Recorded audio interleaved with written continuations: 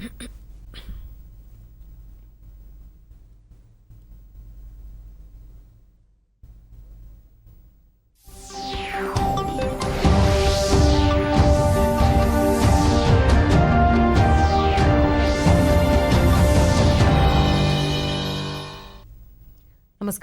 ಮುಖ್ಯಾಂಶಗಳು. ಸಿಖ್ ಧರ್ಮಗುರು ತೇಜ್ ಬಹದ್ದೂರ್ 400ನೇ ಜಯಂತಿ. ಉನ್ನತ ಮಟ್ಟದ ಸಮಿತಿಯೊಂದಿಗೆ ಪ್ರಧಾನಿ ನರೇಂದ್ರ ಮೋದಿ ಸಭೆ. ಸಾರಿಗೆ ಮುಷ್ಕರ ಕೈಬಿಡದಿದ್ದರೆ ಕಠಿಣ ಕ್ರಮ, ಮುಖ್ಯಮಂತ್ರಿ ಬಿಎಸ್ ಯಡಿಯೂರಪ್ಪ. ಸ್ವಯಂ ಪ್ರೇರಣೆಯಿಂದ ಕರ್ತವ್ಯಕ್ಕೆ ಹಾಜರಾಗುವ ಸಿಬ್ಬಂದಿಗೆ ಸೂಕ್ತ ರಕ್ಷಣೆ, ಸಚಿವ ಬಸವರಾಜ ಬೊಮ್ಮಾಯಿ. ದೇಶದ ಜನರು ಸಮುದಾಯಗಳಿಗೆ ಕೈಗೆಟುಕುವ ದರದಲ್ಲಿ ಆರೋಗ್ಯ ಸೇವೆ ಒದಗಿಸಲು ಸರ್ಕಾರ ಬದ್ಧ, ಸಚಿವ ಡಾ ಹರ್ಷವರ್ಧನ್. ಕೋವಿಡ್-19 ಲಸಿಕೆಯ ಸಮಾನ ಹಾಗೂ ವ್ಯಾಪಕ ವಿತರಣೆಗೆ ಒತ್ತು, G20 ಸದಸ್ಯ ರಾಷ್ಟ್ರಗಳಿಗೆ ಸಚಿವೆ ನಿರ್ಮಲಾ ಸೀತಾರಾಮನ್ ಕರೆ. ವಾರ್ತೆಗಳ ವಿವರ. ಸಿಖ್ ಧರ್ಮದ 9ನೇ ಗುರು ತೇಜ್ ಬಹದ್ದೂರ್ ಅವರ 400ನೇ ಜನ್ಮದಿನ ಪ್ರಕಾಶ್ ಪೂರಬ್ ಆಚರಣೆಗಾಗಿ ರಚಿಸಲಾಗಿರುವ ಉನ್ನತ ಮಟ್ಟದ ಸಮಿತಿ ಸದಸ್ಯರೊಂದಿಗೆ ಪ್ರಧಾನಿ ನರೇಂದ್ರ ಮೋದಿ ಇಂದು ಸಭೆ ನಡೆಸಲಿದ್ದಾರೆ. ಸಭೆಯಲ್ಲಿ ಜನ್ಮದಿನದ ಸ್ಮರಣಾರ್ಥ ವರ್ಷವಿಡೀ ನಡೆಯುವ ಕಾರ್ಯಕ್ರಮಗಳ ರೂಪುರೇಷೆಗಳ ಕುರಿತು ಚರ್ಚೆ ನಡೆಯುವ ಸಾಧ್ಯತೆಯಿದೆ. ಗೃಹ ಸಚಿವ ಅಮಿತ್ ಶಾ ಸಭೆಯಲ್ಲಿ ಪಾಲ್ಗೊಳ್ಳಲಿದ್ದಾರೆ.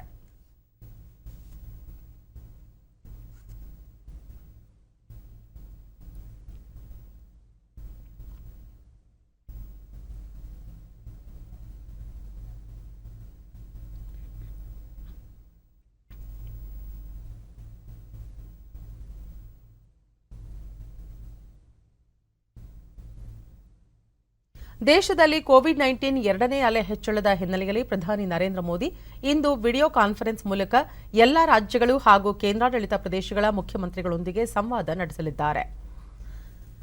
ದೇಶದಲ್ಲಿ ಮೊದಲ ಬಾರಿಗೆ ಕೋವಿಡ್ ಸೋಂಕು ಪತ್ತೆಯಾದಾಗಿನಿಂದ ಪ್ರಧಾನಿ ನರೇಂದ್ರ ಮೋದಿ ನಿರಂತರವಾಗಿ ಎಲ್ಲಾ ರಾಜ್ಯಗಳೊಂದಿಗೆ ಸಂಪರ್ಕದಲ್ಲಿದ್ದು ಪರಿಸ್ಥಿತಿ ಪರಾಮರ್ಶಿಸುತ್ತಿದ್ದಾರೆ.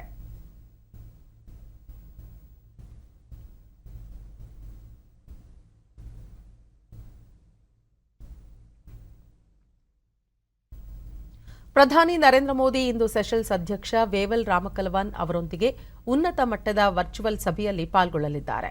ಈ ಸಂದರ್ಭದಲ್ಲಿ ಉಭಯ ನಾಯಕರು ಭಾರತದ ಇಂಡೋ ಪೆಸಿಫಿಕ್ ಯೋಜನೆಯಡಿ ನಿರ್ಮಾಣವಾಗಿರುವ ಹಲವು ಯೋಜನೆಗಳಿಗೆ ಚಾಲನೆ ನೀಡಲಿದ್ದಾರೆ.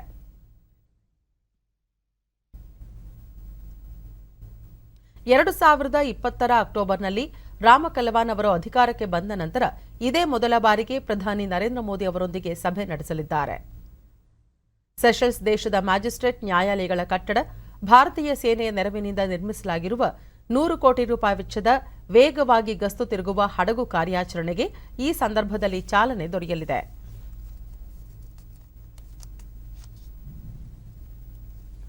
ಮುಷ್ಕರ ನಿರತ ಸಾರಿಗೆ ನೌಕರರೊಂದಿಗೆ ಚರ್ಚಿಸಿ ಸಮಸ್ಯೆ ಬಗೆಹರಿಸಲು ಕ್ರಮ ಕೈಗೊಳ್ಳಲಾಗುವುದು ಎಂದು ಮುಖ್ಯಮಂತ್ರಿ ಬಿಎಸ್ ಯಡಿಯೂರಪ್ಪ ತಿಳಿಸಿದ್ದಾರೆ. ಬೆಳಗಾವಿಯಲ್ಲಿಂದು ಸುದ್ದಿಗಾರರೊಂದಿಗೆ ಮಾತನಾಡಿದ ಅವರು, ಸಾರಿಗೆ ನೌಕರರ 9 ಬೇಡಿಕೆಗಳಲ್ಲಿ 8 ಬೇಡಿಕೆಗಳನ್ನು ಈಗಾಗಲೇ ಸರ್ಕಾರ ಪೂರೈಸಿದ್ದು, ಅವರೊಂದಿಗೆ ಸಮಾಲೋಚಿಸುವ ಮೂಲಕ ಸಮಸ್ಯೆ ಇತ್ಯರ್ಥಕ್ಕೆ ಪ್ರಯತ್ನಿಸಲಾಗುವುದು ಎಂದರು. ಸಾರಿಗೆ ನೌಕರರು ಮುಷ್ಕರ ಕೈಬಿಟ್ಟು ಕರ್ತವ್ಯಕ್ಕೆ ಹಾಜರಾಗಬೇಕೆಂದು ಹೇಳಿದ ಮುಖ್ಯಮಂತ್ರಿ, ಒಂದು ವೇಳೆ ಪಟ್ಟು ಸಡಿಲಿಸದೆ ಮುಷ್ಕರ ಕೈಬಿಡದಿದ್ದರೆ ಕಠಿಣ ಕ್ರಮ ಕೈಗೊಳ್ಳಲಾಗುವುದು ಎಂದು ಎಚ್ಚರಿಕೆ ನೀಡಿದರು.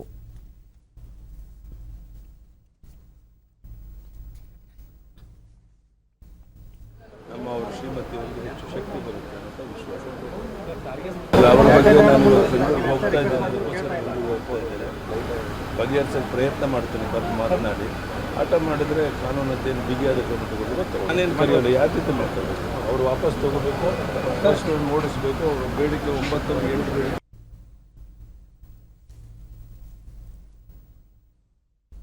ರಾಜ್ಯದಲ್ಲಿ ಕೋವಿಡ್-19 ಪ್ರಕರಣಗಳ ಏರಿಕೆ ಹಿನ್ನೆಲೆಯಲ್ಲಿ ಮುಖ್ಯಮಂತ್ರಿ ಬಿಎಸ್ ಯಡಿಯೂರಪ್ಪ ಜನತೆಗೆ ಮುನ್ನೆಚ್ಚರಿಕೆ ಕ್ರಮಗಳನ್ನು ಕೈಗೊಳ್ಳುವಂತೆ ಸೂಚನೆ ನೀಡಿದ್ದಾರೆ. ಈ ಕುರಿತು ಟ್ವೀಟ್ ಮಾಡಿರುವ ಅವರು, ಕೊರೋನಾ ಸಾಂಕ್ರಾಮಿಕವನ್ನು ನಿರ್ಲಕ್ಷ್ಯ ಮಾಡಬೇಡಿ, ಕಚೇರಿಯಲ್ಲಿ ಕೂಡ ಸರಿಯಾಗಿ ಮಾಸ್ಕ್ ಧರಿಸಿ, ವ್ಯಕ್ತಿಗತ ಅಂತರ ಹಾಗೂ ಶುಚಿತ್ವ ಪಾಲನೆ ಅತ್ಯಗತ್ಯ, 45 ವರ್ಷ ಮೇಲ್ಪಟ್ಟವರು ಲಸಿಕೆ ಪಡೆಯಿರಿ ಎಂದು ಸಂದೇಶ ನೀಡಿದ್ದಾರೆ. ಕೋವಿಡ್ ಸೂಕ್ತ ನಡವಳಿಕೆಯನ್ನು ಅಳವಡಿಸಿಕೊಂಡು ಸಾಂಕ್ರಾಮಿಕ ಹರಡದಂತೆ ತಡೆಯೋಣ ಎಂದು ಕರೆ ನೀಡಿದ್ದಾರೆ.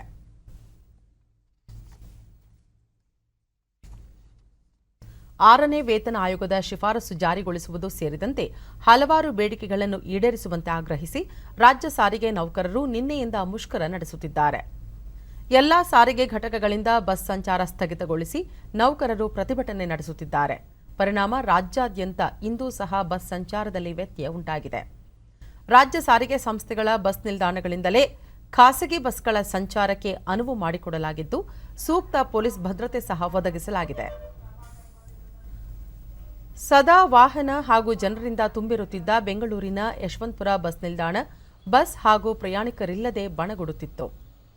ಕೆಂಪೇಗೌಡ ಬಸ್ ನಿಲ್ದಾಣ ಹಾಗೂ ಸ್ಯಾಟಲೈಟ್ ಬಸ್ ನಿಲ್ದಾಣದಲ್ಲಿ ಖಾಸಗಿ ಬಸ್ಗಳು ಹಾಗೂ ಆಟೋಗಳು ಕಂಡುಬಂದವು. ಆದಾಗ್ಯೂ ಪ್ರಯಾಣಿಕರ ಸಂಖ್ಯೆಯಲ್ಲಿ ವಿರಳವಿತ್ತು. ಬಿಎಂಆರ್ಸಿಎಲ್ ವತಿಯಿಂದ ಬೆಂಗಳೂರು ನಗರದಲ್ಲಿ ಹೆಚ್ಚುವರಿಯಾಗಿ ಮೆಟ್ರೋ ರೈಲುಗಳ ಸಂಚಾರ ಪ್ರಾರಂಭಿಸಲಾಗಿದೆ.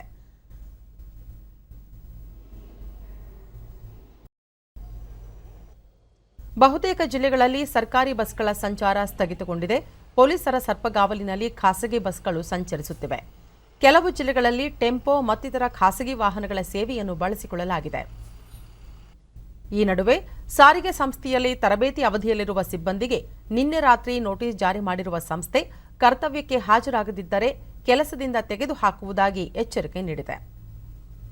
ಜೊತೆಗೆ ಮುಷ್ಕರ ನಿರತ ನೌಕರರ ವಿರುದ್ಧ ಅಗತ್ಯ ಸೇವೆಗಳ ಕಾಯ್ದೆ ಎಸ್ಮಾ ಜಾರಿಗೊಳಿಸುವುದಾಗಿಯೂ ಎಚ್ಚರಿಸಿದೆ.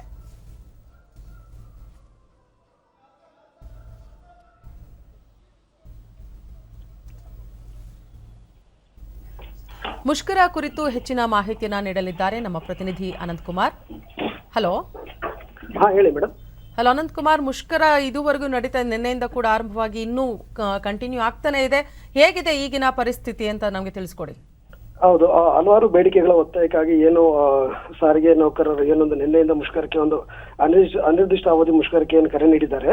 ಸೊ ನಿನ್ನೆ ಕೂಡ ಪ್ರಮುಖ ಬಸ್ ನಿಲ್ದಾಣಗಳ ಕೆಂಪೇಗೌಡ ಮತ್ತೆ ಯಶವಂತಪುರ ಮತ್ತು ಶಿವಾಜಿನಗರ ಬಸ್ ನಿಲ್ದಾಣಗಳಲ್ಲಿ ಸೊ ಪ್ರಯಾಣಿಕರ ಸಂಖ್ಯೆ ಅತ್ಯಂತ ಹೇರಳವಾಗಿತ್ತು. ಸೊ ಇವನ್ ಸಾರಿಗೆ ಸಂಸ್ಥೆ ಕೂಡ ಇದಕ್ಕೆ ಪರಿಹಾರವಾಗಿ ಒಂದು ಖಾಸಗಿ ವಾಹನಗಳನ್ನ ಸಾರ್ವಜನಿಕ ಪ್ರಯಾಣಕ್ಕೆ ಅನುಕೂಲ ಮಾಡಿಕೊಟ್ಟಿತ್ತು. ಸೊ ಈ ನಿಟ್ಟಿನಲ್ಲಿ ಇಂದಿಗೂ ಸಹ ಏನು 2ನೇ ದಿನಕ್ಕೆ ಈ ಒಂದು ಅನಿರ್ದಿಷ್ಟ ಅವಧಿ ಪ್ರತಿಭಟನೆ ಮುಂದುವರೆದಿದೆ. ಸೊ ಇವತ್ತು ಸಹ ಯಥಾಸ್ಥಿತಿಯಾಗಿ ಖಾಸಗಿ ವಾಹನಗಳು ಒಂದು ಪ್ರಯಾಣಿಕರ ಅನುಕೂಲಕ್ಕೆ ಸಾರಿಗೆಯನ್ನ ಒಂದು ಪ್ರಾರಂಭಿಸ್ತಾ ಇದ್ದಾವೆ. ಸೊ ಕಾರ್ಯನಿರತವಾಗಿದೆ. ಇದರೊಂದಿಗೆ ಸಾರಿಗೆ ಸಂಸ್ಥೆ ವತಿಯಿಂದ ಸೊ ತರಬೇತಿ ನಿರತ ಒಂದು ಸಿಬ್ಬಂದಿಗಳನ್ನ ಕಡ್ಡಾಯವಾಗಿ ಕಾರ್ಯಕ್ಕೆ ಆಗಮಿಸಬೇಕು ಅಂತ ಹೇಳಿ ಒಂದು ಅಧಿಸೂಚನೆ ನೀಡಿರುವುದರಿಂದ ಒಂದು ಆ ರೀತಿಯ ಒಂದು ಅನುಮತಿ ನೀಡಿರುವುದರಿಂದ ತರಬೇತಿ ನಿರತ ಸಿಬ್ಬಂದಿಗಳು ಕೆಲವೆಡೆಗಳಲ್ಲಿ ಕಾರ್ಯವನ್ನು ನಿರ್ವಹಿಸ್ತಾ ಇದ್ದಾರೆ. ಸೊ ಈವರೆಗೂ 12 ಗಂಟೆವರೆಗೂ ಬಂದಿರುವಂತಹ ಅಧಿಕೃತ ಮಾಹಿತಿ ಪ್ರಕಾರವಾಗಿ ಕೆಎಸ್ಆರ್ಟಿಸಿಲಿ ಒಟ್ಟು 90 ವಾಹನಗಳು ಕಾರ್ಯಕ್ಕೆ ನಿಗದಿಯಾಗಿವೆ. ಮತ್ತೆ ಬಿಎಂಟಿಸಿಲಿ 46 ವಾಹನಗಳು ಕಾರ್ಯವನ್ನು ನಿರ್ವಹಿಸ್ತಾ ಇದ್ದಾವೆ. ಸೊ ವಾಯುವ್ಯ ಸಾರಿಗೆ ಸಂಸ್ಥೆ ವಿಭಾಗದಲ್ಲಿ ಒಟ್ಟು 15 ಬಸ್ಗಳು ಒಂದು ಕಾರ್ಯನ ನಿರತವಾಗಿದೆ ಅಂತೇಳಿ ಒಂದು ಮಾಹಿತಿ ನೀಡಿದ್ದಾರೆ. ಸೊ ಜನಸಾಮಾನ್ಯರು ಇದರಿಂದ ಏನಾದ್ರು ತೊಂದರೆ ಅನುಭವಿಸ್ತಾ ಇದ್ದಾರೆ? ಹಾಗೆ ಈಗ ಖಾಸಗಿ ಬಸ್ಗಳು ಕೂಡ ಓಡಾಡ್ತಾ ಇರೋದ್ರಿಂದ ಅವ್ರಿಗೇನು ತೊಂದರೆಗಳು ಕಡಿಮೆ ಆಗಿದ್ಯಾ, ಇಲ್ಲ ಅವರು ಕೂಡ ಇನ್ನು ತೊಂದರೆಗಳನ್ನು ಅನುಭವಿಸ್ತಾ ಇದ್ದಾರಾ, ಹೇಗೆ? ಇಲ್ಲ, ಸಾರಿಗೆ ಸಂಸ್ಥೆ ಒಂದು ಏನು ದೃಢ ನಿರ್ಧಾರ ಏನಂದ್ರೆ ಸಾರ್ವಜನಿಕರಿಗೆ ಯಾವುದೇ ರೀತಿಯಾಗಿ ಇದು ತೊಂದರೆ ಆಗಬಾರ್ದು ಅಂತೇಳಿ ಪರ್ಯಾಯವಾಗಿ ಒಂದು ಖಾಸಗಿ ವಾಹನಗಳನ್ನ ಒಂದು ಸಂಚಾರಕ್ಕೆ ಅನುವು ಮಾಡಿಕೊಟ್ಟಿರುವಂತದ್ದು. ಬಟ್ ಕೆಲವೊಂದು ಕಡೆಗಳಲ್ಲಿ ಸಾರ್ವಜನಿಕರ ದೂರ ಏನಿದೆ ಅಂದ್ರೆ ನಾವು ಹೆಚ್ಚುವರಿ ಹಣವನ್ನ ನೀಡಿ ಖಾಸಗಿ ಸಂಸ್ಥೆ ವಾಹನಗಳಲ್ಲಿ ಓಡಾಡ್ತಿದ್ದೇವೆ, ಸೊ ಸಂಚರಿಸಬಹುದಂತ ಅನಿವಾರ್ಯ ಸ್ಥಿತಿ ಉಂಟಾಗಿದೆ ಅಂತ ಹೇಳಿ ಸಾರ್ವಜನಿಕರು ಕೆಲವೊಂದು ಕಡೆ ತಮ್ಮ ಹಾಲವನ್ನು ತೋರಿಸ್ಕೊಳ್ತಾ ಇದ್ದಾರೆ. ಬಟ್ ಆದ್ರೂ ಕೂಡ ಸಾಧ್ಯವಾದಷ್ಟು ಮಟ್ಟಿಗೆ ಸಾರಿಗೆ ಸಂಸ್ಥೆ ಸಾರ್ವಜನಿಕರಿಗೆ ಅನಾನುಕೂಲವಾಗದ ರೀತಿಯಲ್ಲಿ ಎಷ್ಟು ಸಾಧ್ಯವಾಗುತ್ತೋ ಅಷ್ಟು ಮಟ್ಟಿಗೆ ಒಂದು ಕಾರ್ಯ ನಿರ್ವಹಿಸೋದಕ್ಕೆ ಖಾಸಗಿ ವಾಹನಗಳಿಗೆ ಅನುಮತಿ ನೀಡಿದ್ದಾರೆ. ಸೊ ಈ ಕುರಿತು ಪರ್ಯಾಯ ವ್ಯವಸ್ಥೆ ಕಲ್ಪಿಸುವ ಬಗ್ಗೆ ಇವತ್ತು ಮಧ್ಯಾಹ್ನ ಇವತ್ತು ಸರ್ಕಾರದ ಮಾನ್ಯ ಪ್ರಧಾನ ಕಾರ್ಯದರ್ಶಿಗಳು ಕೂಡ ಒಂದು ಸುದ್ದಿಗೋಷ್ಠಿಯನ್ನು ಕರೆದಿದ್ದಾರೆ. ಪರ್ಯಾಯ ಸಾರಿಗೆ ವ್ಯವಸ್ಥೆ ಕಲ್ಪಿಸುವ ಬಗ್ಗೆ ಮಾಹಿತಿ ನೀಡಿರೋದ್ರ ಬಗ್ಗೆ. ಸೊ ಇದರಲ್ಲಿ ಏನೆಲ್ಲ ತಿಳಿಸ್ತಾರೆ ಅನ್ನೋದು ಕುತೂಹಲವಾಗಿದೆ ನೋಡಿ. ಸೊ ಅಗತ್ಯ ಸೇವೆಗಳ ಕಾಯ್ದೆ ಎಸ್ಮಾ ಜಾರಿ ಮಾಡ್ತೀನಿ ಅಂತ ಕೂಡ ಹೇಳಿರೋದ್ರಿಂದ ಈ ಒಂದು ಮುಷ್ಕರ ಮಾಡ್ತಾ ನಿರತ ಸಿಬ್ಬಂದಿ ಮಾತುಕತೆಗೆ ಸಿದ್ಧ ಇದ್ದಾರಾ, ಇಲ್ಲ ಅವರ ಪ್ರತಿಕ್ರಿಯೆ ಏನಿದೆ ಈ ಬಗ್ಗೆ? ಅವರ ಪ್ರತಿಕ್ರಿಯೆ ಅಂದ್ರೆ ಸರ್ಕಾರ ನಮ್ಮ ಒಂದು ಸ್ಪಂದನೆಗೆ, ನಮ್ಮ ಒಂದು ಈ ಒಂದು ಬೇಡಿಕೆಗೆ ಸ್ಪಂದಿಸಬೇಕು ಅನ್ನೋದು ಅವರ ನಿಲುವಾಗಿದೆ. ಸೊ ಅವರು ಯಾವ ರೀತಿಯ ಒಂದು ನಿರ್ಣಯ ಕೈಗೊಳ್ತಾರೆ, ಸರ್ಕಾರ ಅವ್ರಿಗೆ ಯಾವ ರೀತಿಯ ಒಂದು ಮೀನ್ಸ್ ಮಾತುಕತೆಗೆ ಮುಂದಾಗ್ತಾರ, ಅಥವಾ ಅವ್ರು ಯಾವ ರೀತಿ ಇದಾದ ನಂತರ ಅವ್ರು ಹೇಳಿದ ರೀತಿಯಲ್ಲಿ ನಿಮ್ಮೆಲ್ಲ ಬೇಡಿಕೆಗಳನ್ನ ಪೂರೈಸ್ತೀವಿ, ಸದ್ಯ ಪರಿಸ್ಥಿತಿಯಾಗಿ ಕಾರ್ಯಕ್ಕೆ ಒಂದು ನಿರತರಾಗಿ ಅಂತ ಹೇಳಿ ಒಂದು ಸರ್ಕಾರ ಏನನ್ನು ಅವರಲ್ಲಿ ಹೇಳ್ತಿದೆ, ಇದಕ್ಕೆ ಯಾವ ರೀತಿ ಸ್ಪಂದಿಸ್ತಾರೆ ಅನ್ನೋದು ಇನ್ನು ಕೂಡ ಕಾಯ್ದು ನೋಡ್ಬೇಕಾಗಿದೆ. ಸೊ ಸಿಎಂ ಕೂಡ ಇವತ್ತು ಹೇಳಿದ್ದಾರೆ 8 ಏನು ಅವರು ಬೇಡಿಕೆ ಇಟ್ಟಿದ್ರು ಈಗಾಗಲೇ ಅದನ್ನೆಲ್ಲ ಈಡೇರಿಸಲಾಗಿದೆ, ಕಠಿಣ ಕ್ರಮ ಕೈಗೊಳ್ತೀವಿ ಅವರೇನಾದ್ರೂ ತಮ್ಮ ನಿರ್ಧಾರ ಸಡಿಲಿಸದಿದ್ರೆ ಅಂತ ಕೂಡ ಅವರು ಎಚ್ಚರಿಕೆಯನ್ನ ಕೊಟ್ಟಿದ್ದಾರೆ. ಈ ಬಗ್ಗೆ ಯಾರಾದ್ರೂ ಪ್ರತಿಕ್ರಿಯೆ ನೀಡಿದ್ದಾರಾ? ಇದುವರೆಗೂ ಸದ್ಯಕ್ಕೆ ಯಾವುದೇ ರೀತಿಯ ಪ್ರತಿಕ್ರಿಯೆ ಇದಿಲ್ಲ. ಬಟ್ ನಿನ್ನೆ ತಿಳಿಸಿರುವಂತ ಮಾಹಿತಿ ಪ್ರಕಾರ ಕಾರ್ಮಿಕ ಸಂಘದ ಮುಖಂಡರು ಏನ್ ತಿಳಿಸಿದ್ರು, ಸರ್ಕಾರ ಒಂದು ಮಾತುಕತೆಗೆ ಸಿದ್ಧವಾದಲ್ಲಿ ಖಂಡಿತ ಇದ್ರ ಬಗ್ಗೆ ಏನಾದ್ರೂ ಸಾಧ್ಯ ಆಗ್ಬೋದು ಅನ್ನೋ ಒಂದು ಅಭಿಪ್ರಾಯ ವ್ಯಕ್ತಪಡಿಸಿದ್ದಾರೆ. ಬಟ್ ಸರ್ಕಾರ ಯಾವ ರೀತಿ ಇದನ್ನ ಒಂದು ಇದ್ ಮಾಡ್ತಾರೆ ಅನ್ನೋದು ಕೂಡ ಎಲ್ಲರಲ್ಲಿ ಕುತೂಹಲ ಆಗಿದೆ ಮೇಡಮ್. ಓಕೆ, ಎಲ್ಲ ಮಾಹಿತಿಗಾಗಿ ಧನ್ಯವಾದಗಳು. Okay, thank you. 6ನೇ ವೇತನ ಆಯೋಗದ ಶಿಫಾರಸುಗಳ ಜಾರಿಗೆ ಒತ್ತಾಯಿಸಿ ಮುಷ್ಕರ ನಿರತ ಸಾರಿಗೆ ಸಿಬ್ಬಂದಿ ಸ್ವಯಂ ಪ್ರೇರಣೆಯಿಂದ ಕರ್ತವ್ಯಕ್ಕೆ ಹಾಜರಾದಲ್ಲಿ ಸೂಕ್ತ ರಕ್ಷಣೆ ಒದಗಿಸುವುದಾಗಿ ಗೃಹ ಸಚಿವ ಬಸವರಾಜ ಬೊಮ್ಮಾಯಿ ಹೇಳಿದ್ದಾರೆ. ಹುಮ್ನಾಬಾದ್ನಲ್ಲಿ ಸುದ್ದಿಗಾರರೊಂದಿಗೆ ಅವರು, ಕರ್ತವ್ಯಕ್ಕೆ ಹಾಜರಾಗುವ ಸಿಬ್ಬಂದಿಗೆ ರಕ್ಷಣೆ ನೀಡುವುದು ಸರ್ಕಾರದ ಕರ್ತವ್ಯ. ಈ ಸಂಬಂಧ ರಾಜ್ಯದ 4 ನಿಗಮಗಳ ವ್ಯಾಪ್ತಿಯ ಹಿರಿಯ ಪೊಲೀಸ್ ಅಧಿಕಾರಿಗಳಿಗೆ ಈಗಾಗಲೇ ಸೂಚನೆ ನೀಡಲಾಗಿದೆ ಎಂದರು. ಮುಷ್ಕರದಿಂದ ಜನಸಾಮಾನ್ಯರಿಗೆ ತೊಂದರೆಯಾಗುತ್ತಿದೆ. ಇದನ್ನು ನೌಕರರು ಅರ್ಥ ಮಾಡಿಕೊಳ್ಳಬೇಕು. ಸಾರಿಗೆ ಸಂಸ್ಥೆ ಉಳಿಯಬೇಕು ಹಾಗೂ ನೌಕರರಿಗೆ ಉತ್ತಮ ವೇತನ ದೊರೆಯಬೇಕು ಎಂದಾದಲ್ಲಿ ಸಿಬ್ಬಂದಿ ಕರ್ತವ್ಯದಲ್ಲಿ ತೊಡಗಬೇಕು. ಇಲ್ಲದಿದ್ದರೆ ಸಂಸ್ಥೆಗೆ ಮತ್ತಷ್ಟು ನಷ್ಟವಾಗಲಿದೆ ಎಂದರು. ಮುಷ್ಕರ ನಿರತ ಸಾರಿಗೆ ನೌಕರರು ಕೆಲಸಕ್ಕೆ ಹಾಜರಾಗಿ ಜನಸಾಮಾನ್ಯರು, ವಿದ್ಯಾರ್ಥಿಗಳು ಮತ್ತು ಬಡವರ ತೊಂದರೆಯನ್ನು ತಪ್ಪಿಸಬೇಕೆಂದು ಅವರು ಮನವಿ ಮಾಡಿದರು. ಶಾಶ್ವತವಾಗಿ ಅಲ್ಲಿಯ ನೌಕರ ಹಿತಾಸಕ್ತಿ ಕಾಪಾಡೋದು ಎಷ್ಟು ಸಮಸ್ಯೆ ಅನ್ನುವಂಥದ್ದು ನಾವೆಲ್ಲ ಅರ್ಥ ಮಾಡಬೇಕು. ಸಾರಿಗೆ ಸಂಸ್ಥೆಯೂ ಉಳಿಬೇಕು, ಅದಕ್ಕೂ ಆದಾಯ ಬರಬೇಕು ಮತ್ತು ನೌಕರರಿಗೂ ಕೂಡ ಒಳ್ಳೆಯ ಸಂಬಳ ಸಿಗಬೇಕನ್ನುವಂಥದ್ರಿಂದ ದುಡಿಮೆಯಿಂದ ಮಾತ್ರ ಸಾಧ್ಯ ಇದೆ, ದುಡಿಮೆ ಇಲ್ಲದೇ ಇಲ್ಲ. ಆದ್ದರಿಂದ ನಾನು ಮತ್ತೊಮ್ಮೆ ಕಳಕಳಿಯ ಮನವಿ ಮಾಡ್ತೇನೆ. ನಮ್ಮ ಬ್ರದರ್ಸ್ ಅವರು ಮತ್ತೊಮ್ಮೆ ಅತ್ಯಂತ ಮಾನವೀಯತೆಯಿಂದ ಕಳಕಳಿ ಮನವಿ ಮಾಡ್ತೇನೆ. ನಾವು ಜನಸಾಮಾನ್ಯರ, ಬಡವರ, ವಿದ್ಯಾರ್ಥಿಗಳ ಒಂದು ಸಂಕಷ್ಟವನ್ನು ನೋಡಿ ತಾವು ಮತ್ತೆ ಕೆಲಸಕ್ಕೆ ಹಾಜರಾಗಿ ಆಮೇಲೆ ಕೆಲಸಕ್ಕೆ ಹಾಜರಾಗ್ತಾನೆ ನಾವು ಮಾತುಕತೆ ಅಥವಾ ನಿಮ್ಮ ಡಿಮಾಂಡ್ಸನ್ನು ಮುಂದಿಡಬಹುದು.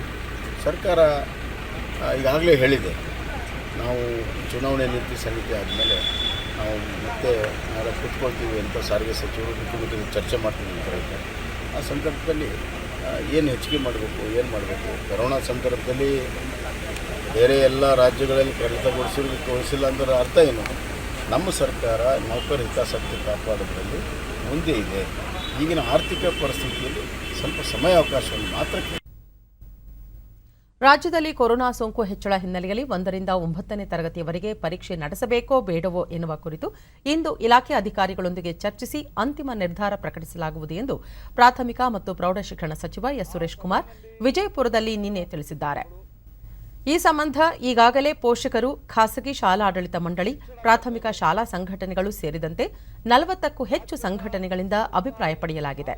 ನಾಳೆ ಈ ಕುರಿತು ಅಂತಿಮ ನಿರ್ಧಾರ ಪ್ರಕಟಿಸಲಾಗುವುದು ಎಂದವರು ತಿಳಿಸಿದ್ದಾರೆ. ಮೇ 24ರಿಂದ ಪಿಯುಸಿ ಮತ್ತು ಜೂನ್ 21ರಿಂದ ಎಸ್ಎಸ್ಎಲ್ಸಿ ಪರೀಕ್ಷೆ ನಡೆಸಲಾಗುವುದು ಎಂದು ಸಚಿವರು ತಿಳಿಸಿದರು. ಅವರೆಲ್ಲರದು ಕೂಡ ಅಭಿಪ್ರಾಯವನ್ನ ನಾನು ಸಂಗ್ರಹಿಸಿದ್ದೀನಿ. ಪರೀಕ್ಷೆ ಮಾಡಬೇಕಾ ಬೇಡವಾ ಅಂತ ಅವರೆಲ್ಲರೂ ಒಂದು ಅಭಿಪ್ರಾಯ ಕೊಟ್ಟಿದ್ದಾರೆ. ಜೊತೆಗೆ ನಮ್ಮ ಶಿಕ್ಷಣ ಕಾಯ್ದೆ ಏನಿದೆ, RTE ಆಕ್ಟ್ ಅಂತ ಏನ್ ಕರಿತೀವಿ, ಶಿಕ್ಷಣ ಕಾಯ್ದೆ ಅಂತ ಏನ್ ಕರಿತೀವಿ, ಅದರ ಇತಿಮಿತಿಲಿ ನಾವೇನ್ ಮುಂದೆ ಹೋಗಬೇಕು ಅನ್ನೋದನ್ನು ಕೂಡ ಶಿಕ್ಷಣ ತಜ್ಞರು ತಮ್ಮ ಅಭಿಪ್ರಾಯ ತಿಳಿಸಿದ್ದಾರೆ. ನಾನು ನಿನ್ನೆ ಮತ್ತೆ ಇವತ್ತು ಇಲ್ಲಿರೋದ್ರಿಂದ ಅದರಲ್ಲಿ ಮುಂದೆ ಹೆಜ್ಜೆ ಇಡಕ್ಕಾಗಿಲ್ಲ. ನಾಳೆ ನಮ್ಮ ಇಲಾಖೆಯ ಎಲ್ಲ ಅಧಿಕಾರಿಗಳ ಜೊತೆ ಕೂತ್ಕೊಂಡು ಒಂದು ತೀರ್ಮಾನವನ್ನ ನಾಳೆ ನಾವು ಪ್ರಕಟಿಸ್ತೀವಿ. ಆರೋಗ್ಯಪೂರ್ಣ ಹಾಗೂ ನ್ಯಾಯಸಮ್ಮತ ಜಗತ್ತು ನಿರ್ಮಿಸಲು ಯಾವುದೇ ವಿತ್ತೀಯ ಸಂಕಷ್ಟವಿಲ್ಲದೆ ಎಲ್ಲ ಜನರು ಹಾಗೂ ಸಮುದಾಯಗಳಿಗೆ ಗುಣಮಟ್ಟದ ಆರೋಗ್ಯ ರಕ್ಷಣಾ ಸೇವೆ ಖಾತರಿಪಡಿಸುವ ಸರ್ಕಾರದ ಬದ್ಧತೆಯನ್ನು ಕೇಂದ್ರ ಆರೋಗ್ಯ ಸಚಿವ ಡಾ ಹರ್ಷವರ್ಧನ್ ಮರು ದೃಢಪಡಿಸಿದ್ದಾರೆ. ವಿಶ್ವ ಆರೋಗ್ಯ ದಿನದ ಅಂಗವಾಗಿ ವಿಶ್ವ ಆರೋಗ್ಯ ಸಂಸ್ಥೆಯ ದಕ್ಷಿಣ ಪೂರ್ವ ಏಷ್ಯಾ ಪ್ರಾದೇಶಿಕ ಕಚೇರಿ ಆಯೋಜಿಸಿದ್ದ ಸಭೆ ಉದ್ದೇಶಿಸಿ ಮಾತನಾಡಿದ ಆರೋಗ್ಯ ಸಚಿವರು, ಪ್ರತಿಯೊಬ್ಬರಿಗೂ ಆರೋಗ್ಯಪೂರ್ಣ ನ್ಯಾಯಯುತ ವಿಶ್ವದ ನಿರ್ಮಾಣ ಎಂಬ ಈ ವರ್ಷದ ಘೋಷವಾಕ್ಯ ಸಮಂಜಸವಾಗಿಲ್ಲ ಎಂದು ನುಡಿದರು. ನಮ್ಮೆಲ್ಲರ ಆರೋಗ್ಯಪೂರ್ಣ ಭವಿಷ್ಯಕ್ಕಾಗಿ ನಮ್ಮ ನೀತಿಗಳು, ಕಾರ್ಯಕ್ರಮಗಳು ಹಾಗೂ ಕ್ರಿಯೆಗಳನ್ನು ರೂಪಿಸುವಲ್ಲಿ ನಾವು ಸಾಮೂಹಿಕವಾಗಿ ವಿಫಲವಾಗಿದ್ದೇವೆ ಎಂದರು. ಕೊರೋನಾ ಸಂಕಷ್ಟ ಪರಿಸ್ಥಿತಿಯಲ್ಲಿ ಜಾಗತಿಕ ಸಹಕಾರ ಹೆಚ್ಚಿಸುವಲ್ಲಿ ಭಾರತ ವಹಿಸಿದ ಪಾತ್ರ ಒಂದು ಉತ್ತಮ ಮಾದರಿಯಾಗಿದೆ ಎಂದು ಡಾ ಹರ್ಷವರ್ಧನ್ ಹೇಳಿದರು. ಭಾರತದಲ್ಲೇ ತಯಾರಿಸಿದ ಕೋವಿಡ್ ಲಸಿಕೆಗಳನ್ನು 80 ದೇಶಗಳಿಗೆ ಲಸಿಕೆ ಮೈತ್ರಿ ಉಪಕ್ರಮದ ಭಾಗವಾಗಿ ಹಂಚಿಕೊಂಡಿದೆ. ಭಾರತದ ಈ ಕ್ರಮ ತನ್ನ ಪ್ರಾಚೀನ ತತ್ವವಾದ ವಸುದೈವ ಕುಟುಂಬಕಂ ಪ್ರತಿಫಲನವಾಗಿದೆ. ಈ ತತ್ವ ವಿಶ್ವದ ಒಂದು ಕುಟುಂಬ ಎಂದು ಪರಿಗಣಿಸುತ್ತದೆ. ಈ ತತ್ವವನ್ನು ವಿಶ್ವದ ಎಲ್ಲಾ ದೇಶಗಳು ಮತ್ತಷ್ಟು ಅಳವಡಿಸಿಕೊಳ್ಳುವ ಅಗತ್ಯವಿದೆ ಎಂದು ಹೇಳಿದರು. ಕೋವಿಡ್-19 ಲಸಿಕೆ ಸಮಾನ ರೀತಿಯಲ್ಲಿ ಲಭ್ಯವಾಗುವಂತೆ ಹಾಗೂ ವ್ಯಾಪಕ ವಿತರಣೆಗೆ ಕ್ರಮ ಕೈಗೊಳ್ಳುವಂತೆ G20 ಸದಸ್ಯ ರಾಷ್ಟ್ರಗಳನ್ನು ಕೇಂದ್ರ ಹಣಕಾಸು ಸಚಿವೆ ನಿರ್ಮಲಾ ಸೀತಾರಾಮನ್ ಒತ್ತಾಯಿಸಿದ್ದಾರೆ. 2ನೇ G20 ಹಣಕಾಸು ಸಚಿವರು ಹಾಗೂ ಕೇಂದ್ರ ಬ್ಯಾಂಕ್ ಗವರ್ನರ್ಗಳ ವರ್ಚುವಲ್ ಸಭೆಯಲ್ಲಿ ಪಾಲ್ಗೊಂಡವರು ಭಾರತ ಮಹತ್ವಾಕಾಂಕ್ಷೆಯ ಸ್ವದೇಶಿ ಲಸಿಕೆ ವಿತರಣಾ ಕಾರ್ಯಕ್ರಮವನ್ನು ತ್ವರಿತಗತಿಯಲ್ಲಿ ಮುನ್ನಡೆಸುತ್ತಿರುವುದಾಗಿ ತಿಳಿಸಿದರು. ಸಾಂಕ್ರಾಮಿಕದ ವೇಳೆ ಲಸಿಕೆ ಹಾಗೂ ವೈದ್ಯಕೀಯ ಸಲಕರಣೆಗಳನ್ನು ಉತ್ಪಾದಿಸುವ ಜಾಗತಿಕ ಮಟ್ಟದ ಪ್ರಮುಖ ರಾಷ್ಟ್ರವಾಗಿ ಭಾರತ ಹೊರಹೊಮ್ಮಿದೆ. ಈವರೆಗೂ ದೇಶದಲ್ಲಿ ಸುಮಾರು 87 ಮಿಲಿಯನ್ ಜನರಿಗೆ ಕೋವಿಡ್-19 ಲಸಿಕೆ ನೀಡಲಾಗಿದೆ. 10 ಮಿಲಿಯನ್ ಡೋಸ್ ನೆರವು ಸೇರಿದಂತೆ 64 ಮಿಲಿಯನ್ ಡೋಸ್ ಲಸಿಕೆಯನ್ನು 84 ರಾಷ್ಟ್ರಗಳಿಗೆ ಭಾರತ ಪೂರೈಸಿದೆ ಎಂದವರು ಮಾಹಿತಿ ನೀಡಿದರು.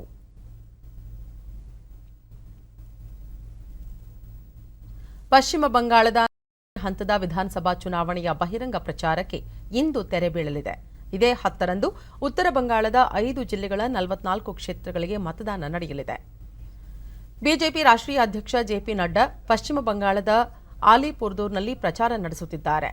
ನಂತರ ಮೆಕ್ಲಿಯಾಗಂಜ್ನಲ್ಲಿ ಚುನಾವಣಾ ರ್ಯಾಲಿ ಉದ್ದೇಶಿಸಿ ಮಾತನಾಡಲಿದ್ದಾರೆ. ರೋಡ್ ಶೋಗಳಲ್ಲಿಯೂ ಸಹ ಭಾಗವಹಿಸಲಿದ್ದಾರೆ. ಉತ್ತರ ಪ್ರದೇಶ ಮುಖ್ಯಮಂತ್ರಿ ಯೋಗಿ ಆದಿತ್ಯನಾಥ್ ಹಾಗೂ ಹಿರಿಯ ನಟ ಮಿಥುನ್ ಚಕ್ರವರ್ತಿ ಕೂಡ ಪ್ರಚಾರದಲ್ಲಿ ಪಾಲ್ಗೊಂಡಿದ್ದಾರೆ. ಈ ನಡುವೆ ಅಲ್ಪಸಂಖ್ಯಾತರ ಮತ ಸೆಳೆಯುವ ಪ್ರಯತ್ನ ಮಾಡಿದ ಆರೋಪದ ಮೇಲೆ ಮುಖ್ಯಮಂತ್ರಿ ಹಾಗೂ ಟಿಎಂಸಿ ವರಿಷ್ಠೆ ಮಮತಾ ಬ್ಯಾನರ್ಜಿ ಅವರಿಗೆ ಚುನಾವಣಾ ಆಯೋಗ ನೋಟಿಸ್ ಜಾರಿ ಮಾಡಿದೆ. ಜನರು ತಮ್ಮ ಪ್ರೀಪೇಯ್ಡ್ ಪಾವತಿ ವ್ಯಾಲೆಟ್ಗಳಲ್ಲಿನ ಹಣವನ್ನು ಮತ್ತೊಂದು ವ್ಯಾಲೆಟ್ ಅಥವಾ ಬ್ಯಾಂಕ್ ಖಾತೆಗೆ ವರ್ಗಾಯಿಸುವ ಇಲ್ಲವೇ ಎಟಿಎಂ ಮೂಲಕ ಅದರಲ್ಲಿನ ಮೊತ್ತವನ್ನು ಹಿಂಪಡೆಯುವ ಸೌಲಭ್ಯವನ್ನು ಭಾರತೀಯ ರಿಸರ್ವ್ ಬ್ಯಾಂಕ್ ಕಲ್ಪಿಸಿದೆ. ನಿನ್ನೆ ನಡೆದ ಹಣಕಾಸು ನೀತಿ ಸಮಿತಿ ಸಭೆಯಲ್ಲಿ ಈ ನಿರ್ಧಾರ ಕೈಗೊಳ್ಳಲಾಗಿದೆ. ಇದರನ್ವಯ Amazon Pay, PhonePe, Google Pay ಸೇರಿದಂತೆ 35 ಪ್ರೀಪೇಯ್ಡ್ ಪಾವತಿ ವ್ಯಾಲೆಟ್ಗಳಲ್ಲಿನ ಮೊತ್ತವನ್ನು ಜನರು ತಮ್ಮ ಅನುಕೂಲಕ್ಕೆ ತಕ್ಕಂತೆ ಬಳಸಿಕೊಳ್ಳಲು ಅವಕಾಶ ಲಭಿಸಲಿದೆ. ಈ ಸಂಬಂಧ ವಿಸ್ತೃತ ನಿರ್ದೇಶನಗಳನ್ನು ಪ್ರತ್ಯೇಕವಾಗಿ ಬಿಡುಗಡೆಗೊಳಿಸುವುದಾಗಿ ಆರ್ಬಿಐ ತಿಳಿಸಿದೆ. ಪ್ರಧಾನಿ ನರೇಂದ್ರ ಮೋದಿ ಇಂದು ದೆಹಲಿಯ ಏಮ್ಸ್ ಆಸ್ಪತ್ರೆಯಲ್ಲಿ ಕೋವಿಡ್-19 ಲಸಿಕೆಯ 2ನೇ ಡೋಸ್ ಪಡೆದುಕೊಂಡರು. ಈ ಹಿಂದೆ ಅವರು ಮಾರ್ಚ್ 1ರಂದು ಭಾರತ್ ಬಯೋಟೆಕ್ನ ಕೋವ್ಯಾಕ್ಸಿನ್ ಲಸಿಕೆಯ ಮೊದಲ ಡೋಸ್ ಪಡೆದಿದ್ದರು.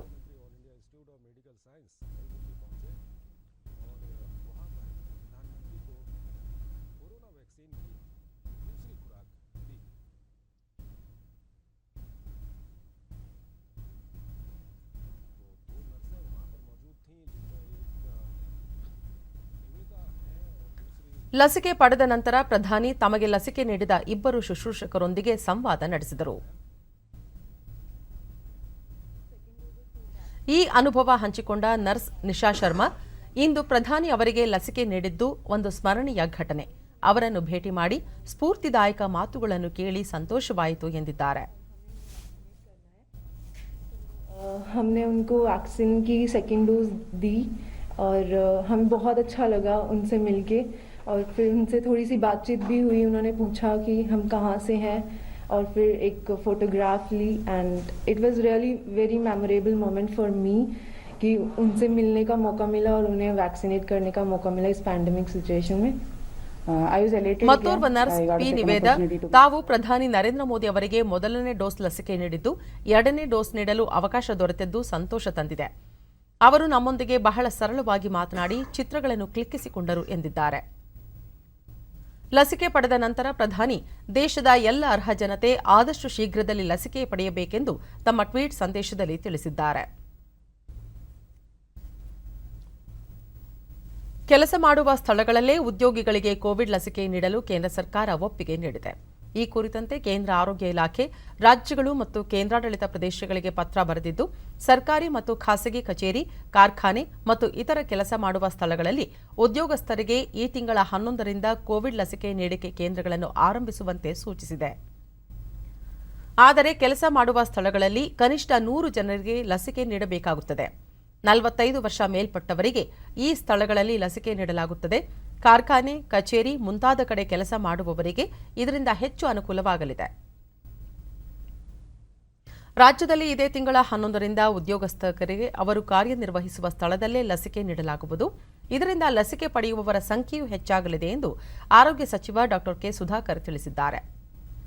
ಬೆಂಗಳೂರಿನಲ್ಲಿ ನಿನ್ನೆ ಕೋವಿಡ್-19 ನಿಯಂತ್ರಣ ಸಂಬಂಧ ಬೀದರ್, ಬೆಳಗಾವಿ, ವಿಜಯಪುರ ಸೇರಿದಂತೆ 12 ಜಿಲ್ಲೆಗಳ ಜಿಲ್ಲಾಡಳಿತಗಳೊಂದಿಗೆ ವಿಡಿಯೋ ಸಂವಾದ ನಡೆಸಿದ ಬಳಿಕ ಸುದ್ದಿಗಾರರೊಂದಿಗೆ ಅವರು ಕೋವಿಡ್ ಸೋಂಕು ತಡೆಗಟ್ಟಲು ಉದ್ಯೋಗಸ್ಥರು ಕಾರ್ಯನಿರ್ವಹಿಸುತ್ತಿರುವ ಸ್ಥಳಗಳಲ್ಲಿಯೇ ಲಸಿಕೆ ನೀಡಲು ಕೇಂದ್ರ ಸರ್ಕಾರ ಅವಕಾಶ ಕಲ್ಪಿಸಿದೆ. ಇದಕ್ಕೆ ರಾಜ್ಯದಲ್ಲೂ ಸೂಕ್ತ ವ್ಯವಸ್ಥೆ ಮಾಡಲಾಗುವುದು. ಈವರೆಗೆ 50 ಲಕ್ಷ ಡೋಸ್ ಲಸಿಕೆ ಪೂರೈಸಲಾಗಿದೆ. ಶೀಘ್ರದಲ್ಲಿಯೇ ಇದು 1 ಕೋಟಿಗೆ ತಲುಪಲಿದೆ ಎಂದರು.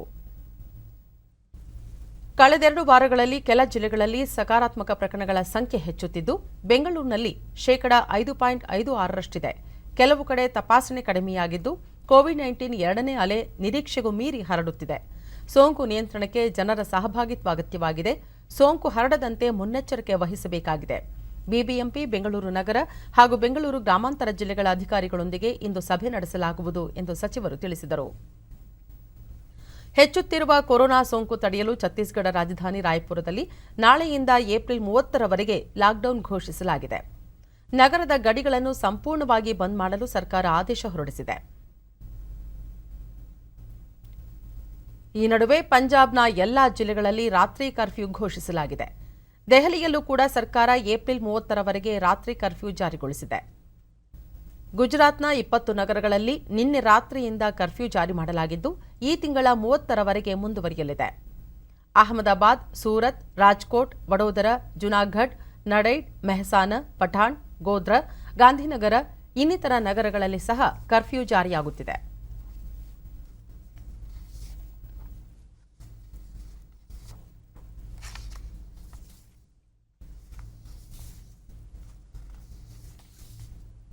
ರಾಜಧಾನಿ ಬೆಂಗಳೂರಿನಲ್ಲಿ ಕೊರೋನಾ ಸೋಂಕು ಹೆಚ್ಚುತ್ತಿರುವ ಹಿನ್ನೆಲೆಯಲ್ಲಿ ಸಾರ್ವಜನಿಕರ ಸುರಕ್ಷತೆ ಮತ್ತು ಆರೋಗ್ಯದ ಹಿತದೃಷ್ಟಿಯಿಂದ ನಿಷೇಧಾಜ್ಞೆ ಜಾರಿಗೆ ಬೆಂಗಳೂರು ನಗರ ಪೊಲೀಸ್ ಆಯುಕ್ತ ಕಮಲ್ ಪಂತ್ ಆದೇಶ ಹೊರಡಿಸಿದ್ದಾರೆ. ಬೆಂಗಳೂರು ನಗರ ವ್ಯಾಪ್ತಿಯಲ್ಲಿರುವ ಅಪಾರ್ಟ್ಮೆಂಟ್ ಅಥವಾ ವಸತಿ ಸಂಕೀರ್ಣಗಳಲ್ಲಿರುವ ಈಜುಕೊಳ, ವ್ಯಾಯಾಮ ಶಾಲೆ, ಪಾರ್ಟಿ ಹಾಲ್ಗಳಲ್ಲಿ ಕಡ್ಡಾಯವಾಗಿ ಮಾರ್ಗಸೂಚಿಗಳನ್ನು ಪಾಲಿಸುವಂತೆ ನಿಷೇಧಾಜ್ಞೆ ಜಾರಿ ಮಾಡಲಾಗಿದೆ.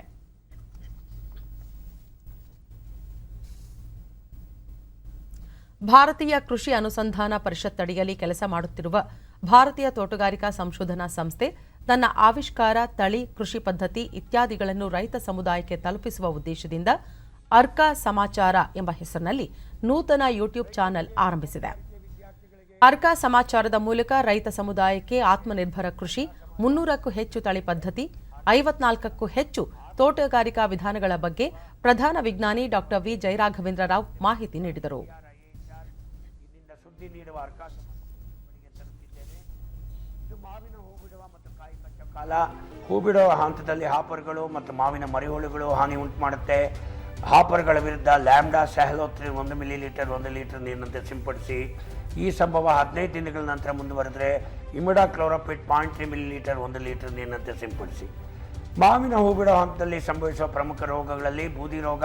ಇದನ್ನು ನಿರ್ವಹಣೆ ಮಾಡೋದಕ್ಕೆ ಹೆಕ್ಸಾಕೊನಜಾಲ್ 1 ಮಿಲಿಲೀಟರ್ 1 ಲೀಟರ್ ಅಥವಾ ಒದ್ದೆಯಾದ ಗಂಧಕ 2 ಗ್ರಾಮ್ 1 ಲೀಟರ್ನಂತೆ ಸಿಂಪಡಿಸಿ.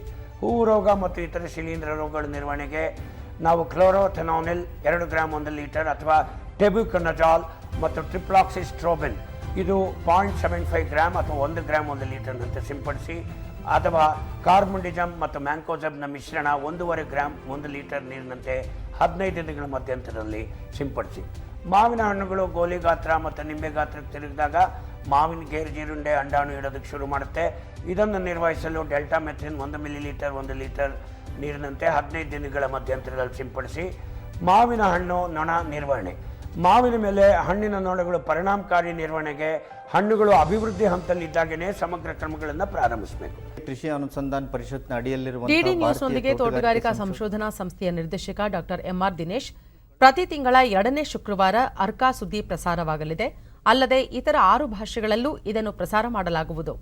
ರೈತ ಸಮುದಾಯ ಇದರ ಉಪಯೋಗವನ್ನು ಹೆಚ್ಚೆಚ್ಚು ಪಡೆದುಕೊಳ್ಳಬೇಕೆಂದು ಕರೆ ನೀಡಿದರು.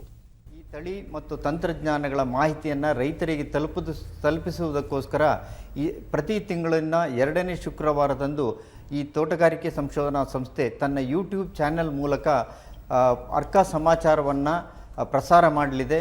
ಇದನ್ನು ತಾವೆಲ್ಲರೂ ವೀಕ್ಷಿಸಬೇಕಾಗಿ ವಿನಂತಿ. ದೇಶದಲ್ಲಿ ಕಳೆದ 24 ಗಂಟೆಗಳಲ್ಲಿ 1,26,789 ಹೊಸ ಕೋವಿಡ್-19 ಪ್ರಕರಣಗಳು ಬೆಳಕಿಗೆ ಬಂದಿವೆ.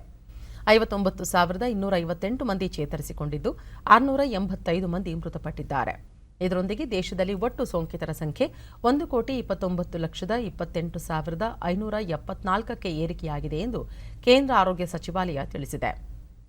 ಇದುವರೆಗೆ 1,18,51,393 ಮಂದಿ ಗುಣಮುಖರಾಗುವುದರೊಂದಿಗೆ ಚೇತರಿಕೆ ಪ್ರಮಾಣ 92.11% ಏರಿಕೆಯಾಗಿದೆ. ಒಟ್ಟು 9,10,319 ಸಕ್ರಿಯ ಪ್ರಕರಣಗಳಿದ್ದು 6.59%ರಷ್ಟಿದೆ. ಇದುವರೆಗೆ 1,66,862 ಮಂದಿ ಮೃತಪಟ್ಟಿದ್ದು ಈ ಪ್ರಮಾಣ 1.30%ಯಷ್ಟಿದೆ.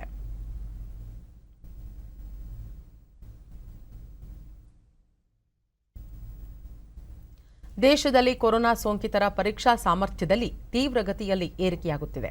ಇದುವರೆಗೆ 25,26,77,379 ಮಂದಿಗೆ ಪರೀಕ್ಷೆ ನಡೆಸಲಾಗಿದೆ ಎಂದು ಭಾರತೀಯ ವೈದ್ಯಕೀಯ ಸಂಶೋಧನಾ ಸಂಸ್ಥೆ ಐಸಿಎಂಆರ್ ತಿಳಿಸಿದೆ. ಸರ್ಕಾರಿ ಖಾಸಗಿ ಪ್ರಯೋಗಾಲಯಗಳು ಸೇರಿದಂತೆ ನಿನ್ನೆ ಒಂದೇ ದಿನ 12,37,781 ಮಾದರಿಗಳ ಪರೀಕ್ಷೆ ನಡೆಸಲಾಗಿದೆ ಎಂದು ಐಸಿಎಂಆರ್ ಹೇಳಿದೆ.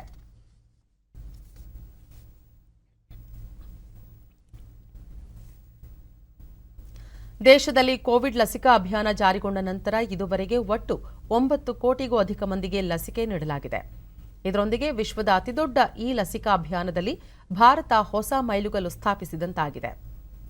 ಇದುವರೆಗೆ ಒಟ್ಟು 9,98,673 ಮಂದಿಗೆ ಲಸಿಕೆ ನೀಡಲಾಗಿದೆ ಎಂದು ಕೇಂದ್ರ ಆರೋಗ್ಯ ಸಚಿವಾಲಯ ತಿಳಿಸಿದೆ. ನಿನ್ನೆ ಒಂದೇ ದಿನ 13,14,000 ಮಂದಿಗೆ ಲಸಿಕೆ ನೀಡಲಾಗಿದೆ. ಈ ಪೈಕಿ 12,04,000 ಮಂದಿ ಮೊದಲ ಡೋಸ್ ಲಸಿಕೆ ಪಡೆದುಕೊಂಡಿದ್ದಾರೆ. 1,10,000ಕ್ಕೂ ಅಧಿಕ ಮಂದಿ ಎರಡನೇ ಡೋಸ್ ತೆಗೆದುಕೊಂಡಿದ್ದಾರೆ ಎಂದು ಸಚಿವಾಲಯ ಹೇಳಿದೆ. 60 ವರ್ಷದೊಳಗಿನ ಮೇಲ್ಪಟ್ಟ ಸುಮಾರು 3,57,00,000 ಫಲಾನುಭವಿಗಳು ಮೊದಲ ಡೋಸ್ ಪಡೆದಿದ್ದರೆ 10,57,000 ಫಲಾನುಭವಿಗಳು ಎರಡನೇ ಹಂತದ ಲಸಿಕೆ ತೆಗೆದುಕೊಂಡಿದ್ದಾರೆ ಎಂದು ತಿಳಿಸಲಾಗಿದೆ.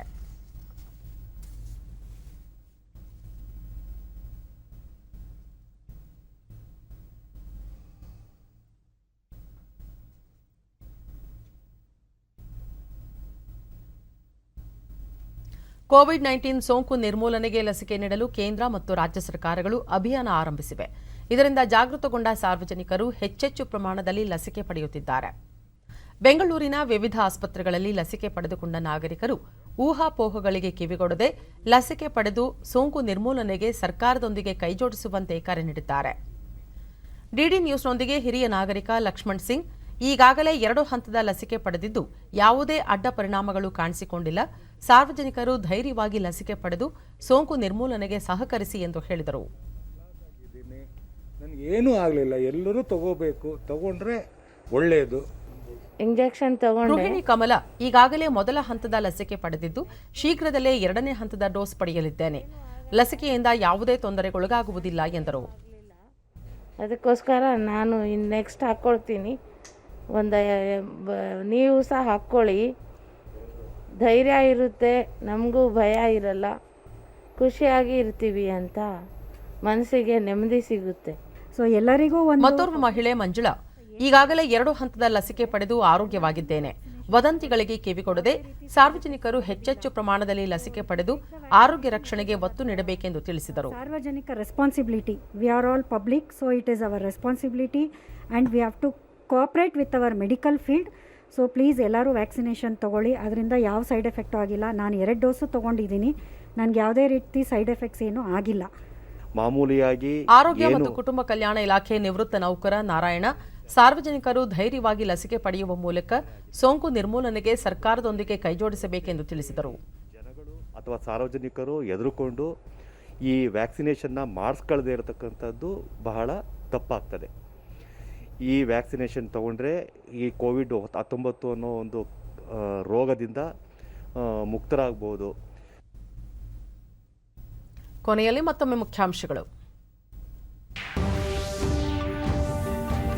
ಸಿಖ್ ಧರ್ಮಗುರು ತೇಜ್ ಬಹದ್ದೂರ್ 400ನೇ ಜಯಂತಿ, ಉನ್ನತ ಮಟ್ಟದ ಸಮಿತಿಯೊಂದಿಗೆ ಪ್ರಧಾನಿ ನರೇಂದ್ರ ಮೋದಿ ಸಭೆ. ಸಾರಿಗೆ ಮುಷ್ಕರ ಕೈಬಿಡದಿದ್ದರೆ ಕಠಿಣ ಕ್ರಮ, ಮುಖ್ಯಮಂತ್ರಿ ಬಿಎಸ್ ಯಡಿಯೂರಪ್ಪ. ಸ್ವಯಂ ಪ್ರೇರಣೆಯಿಂದ ಕರ್ತವ್ಯಕ್ಕೆ ಹಾಜರಾಗುವ ಸಿಬ್ಬಂದಿಗೆ ಸೂಕ್ತ ರಕ್ಷಣೆ, ಸಚಿವ ಬಸವರಾಜ ಬೊಮ್ಮಾಯಿ.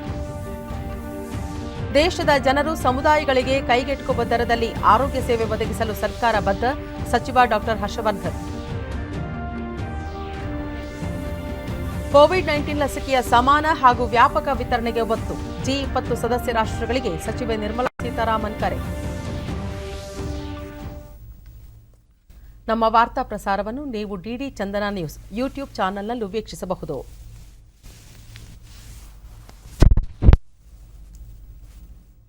ವೀಕ್ಷಕರೇ, ನಾನು ಈಗ ಸ್ಟುಡಿಯೋದಿಂದ ತೆರಳುತ್ತಿರುವ ಕಾರಣ ಮಾಸ್ಕ್ ಧರಿಸುತ್ತಿದ್ದೇನೆ. ನೀವು ಸಹ ಮನೆಯಿಂದ ಹೊರಹೋಗುವ ಮುನ್ನ ಸರಿಯಾದ ಕ್ರಮದಲ್ಲಿ ತಪ್ಪದೇ ಮಾಸ್ಕ್ ಧರಿಸಿ. ವ್ಯಕ್ತಿಗತ ಅಂತರ ಕಾಪಾಡಿಕೊಳ್ಳುವುದರೊಂದಿಗೆ ನೀವು ಸುರಕ್ಷಿತವಾಗಿರಿ, ನಿಮ್ಮವರನ್ನು ಸುರಕ್ಷಿತವಾಗಿರಿಸಿ. ನೈರ್ಮಲ್ಯಕ್ಕೆ ಆದ್ಯತೆ ನೀಡುವುದರ ಜೊತೆಗೆ ಸೋಂಕು ತಡೆಗೆ 45 ವರ್ಷ ಮೇಲ್ಪಟ್ಟ ಎಲ್ಲರೂ ಕೋವಿಡ್-19 ಲಸಿಕೆ ಪಡೆಯಿರಿ. ನಮ್ಮ ಮುಂದಿನ ವಾರ್ತಾ ಪ್ರಸಾರ ಸಂಜೆ 4:30ಕ್ಕೆ. ನಮಸ್ಕಾರ.